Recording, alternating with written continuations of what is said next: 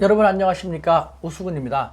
이번 시간에는요, 일본의 아베 정권이 바뀌더라도 일본의 구태의연한 외교는 바뀔 수 없다. 그 이유와 함께 일본은 계속 미국을 선택할 수밖에 없다. 지지를 넘어서 선택할 수밖에 없다. 그 이유에 대해서 한번 알아볼까 합니다. 먼저 마스크가 애국이다, 마스크는 애국이다 캠페인을 전개했으면 좋겠습니다. 전광훈 꼴뚜기 같은, 망나니 꼴뚜기 같은 그 일파로 인해서 우리가 위기를 맞이하고 있는데, 우리 민족은 위기에 강한 민족입니다. 정부 시책에 맞춰서 마스크가 백신보다 효과가 더 있을 거라는 연구 결과도 속속 나오고 있으니까요, 마스크가 애국이다, 마스크는 애국이다라는 제 유튜브 구독자 중에 한 분이 아이디어를 주신 것인데 널리 전파해 나갔으면 좋겠습니다. 네, 본격적으로 오늘 이야기를 시작하겠습니다. 현재 우리는 미중유의 시대에 살고 있습니다. 어느 누구도 한 번도 경험하지 못한 그런 시대에 살고 있는데요, 이 상황에서 외교는 어떻게 할까요? 모릅니다. 정답이 없습니다. 경험해 본 적이 없습니다.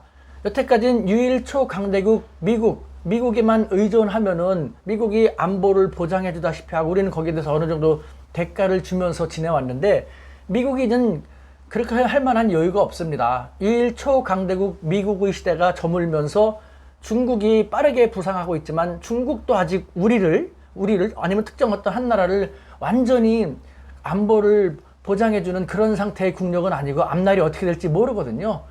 미국도 중국도 그렇고 그 다음에 인도라든가 다른 나라들이 부상을 하고 있습니다. 어떤 특정 국가도 20세기처럼 우리나라를 포함한 어떤 특정한 나라가 그 나라의 국가안보를 의탁한다 하더라도 철저하게 보장해 줄 만한 그런 국력을 갖고 있지 못한 그런 과도기에 살고 있습니다. 따라서 우리는 겁먹지 말고 과도기의 시대를 철저히 연구하고 꼼꼼하게 분석해서 거기에 맞는 우리 중견강국 대한민국의 외교의 길을 가면 된다. 저는 그래서 겁먹지 말고 담대하게, 우리 국민들은 성숙하니까 국민들이 있는 그들의 상황을 잘 공유하고 국민들이 지혜를 모아서 우리 대한민국 외교를 전개해 나가자라고 주장하고 있는 것입니다. 그런데 이웃나라 일본은 참 안타깝습니다. 이웃나라 일본은 이 미중유의 시대임에도 불구하고 구태의연한 20세기 미국 의존도 외교를 지속할 수밖에 없습니다. 선택지가 없습니다. 그 이유를 두 가지만 한번 들어볼까요? 첫 번째, 우리가 흔히 알 수 있듯이 과거에 지은 죄 때문입니다. 2차 대전을 일으킴으로써 역사를 피로 물들였는데 반성을 하지 않고 있습니다. 아직도 부정하고 있습니다. 그 속에서 피해국이었던 우리 대한민국과 중국이 쑥쑥 부상하고 있으니 겁날 수밖에 없죠. 그러니까 미국에 더 의존할 수밖에 없는 그런 안타까운 모습인 것입니다. 두 번째로는요, 보다 더 근본적인 이유인데요, 일본은 자주 국방을 아예 할 수가 없기 때문입니다.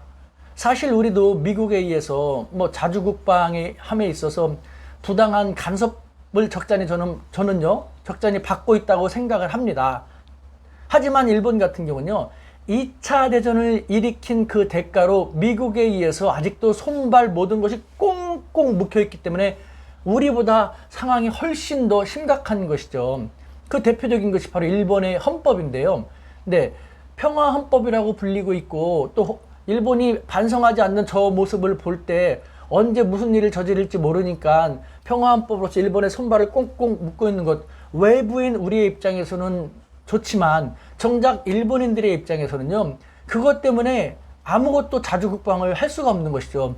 일본은 군대도 없지 않습니까? 자위대라고 자기들이 먼저 공격을 받으면은 어느 정도 방어만 할 수 있는 군대가 아닌 무장 조직인 자위대를 갖고 있죠. 그 다음에 자위대도 공격용 무기가 아니라 방어용 무기만 어느 정도 갖고 있게 됐고, 그 다음에 전투라든가 전쟁이 일어난 곳은 일본 자위대는 파견이 안 되게끔 평화 헌법으로 못 박아두고 있는 것이죠. 그러다 보니까 일본의 우파 정권들은 꼼수 대망, 꼼수만 피우고 있지 않습니까? 꼼수를 피워서 공격용 무기도 가지려고 하고 있고, 꼼수를 피워서 자위대를 갖다가 군대로, 국군으로 만들려고 하고 있고요. 이런 식으로 꼼수에 꼼수를 쓰면서 여태까지 해오고 있는데, 그 속에서 미국이 힘이 예전 같지 않지 않습니까? 그러니까 일본도 불안할 수밖에 없습니다. 하지만 미국을 선택할 수밖에 없는 것이, 미중 패권 대립 국면에서 미국에 대한 지지를 넘어서 철석같이 선택할 수밖에 없는 것이 만약에 미국이 일본의 국가 안보를 담보해주지 않는다면요, 일본은 지금부터 자기 스스로 자주 국방을 해나가야 됩니다. 그 길이 너무도 멀고도 험합니다. 먼저 평화헌법을 개정을 해서 군대를 갖게 되고 공격용 무기도 갖게 만들어야 되는데, 평화헌법은 우리 대한민국이나 중국의 반발뿐만 아니라 일본 국내에서도 과반수 이상이 반대하고 있거든요. 아직도 자기들 정부는 위험해서 못 믿겠다라는 일본인들이 더 많기 때문에 평화헌법은요, 개정이 상당히 쉽지 않을 것입니다. 그렇기 때문에 일본 정부에서는요, 결국은 미국에게 매년 방위비, 일본이 미국이 그걸 알고 호구질을 하면서 방위비 상당액을 많이 요구를 하고 있는데, 그 방위비 거래 협상 요만큼만 올리면 된다, 아니야 더 올려야 된다. 매년 일본의 가장 중요한 것은 미국과의 이 방위비 협상, 그것입니다. 그래서 방위비 협상을 그렇게까지 많이 안 올려줬으면 올해는 다행이다 라는 식으로 넘어가면서 외부인 미국의 손에 아직도 자기들의 국가 안보를 맡기는 것, 의탁하는 것이 더 싸게 먹힌다는 것이죠. 말씀드린 것처럼 평화헌법을 개정하는데 얼마나 많은 고통이 수반되고, 또 평화헌법이 개정됐다 하더라도 지금부터 자기들의 무기를 처음부터 만들어 갖춰 나가는 거나 마찬가지가 되니까 그것도 비용이 적잖이 들기 때문에 최선은 아니지만 차선 혹은 차차선이지만 미국에게 안보를 의탁하는 것이 그나마 가장 저렴하고 낫다라는 것이죠. 하지만 우리 대한민국과 중국 등이 계속 부상하면 부상할수록 그 불안감을 더 많이 느끼게 되는 것이죠. 독일처럼 확실히 과거를 인정하고 그래서 주변 국가로부터 신뢰를 회복하고 하면은 좋을 텐데, 일본은 이 우파 정권은 꼼수대망 정권이 바꿔도 자민당이 계속 유지하는 한 일본의 외교는, 일본의 그런 자세는 바뀔 수가 없기 때문에 일본은 앞으로도 계속해서 힘들게, 과거에 발목 잡혀서 힘들게 갈 수밖에 없습니다. 뭐 일본은 그렇게 하지만 우리는 계속해서 멋지게 부강해야 되는 거 아닙니까?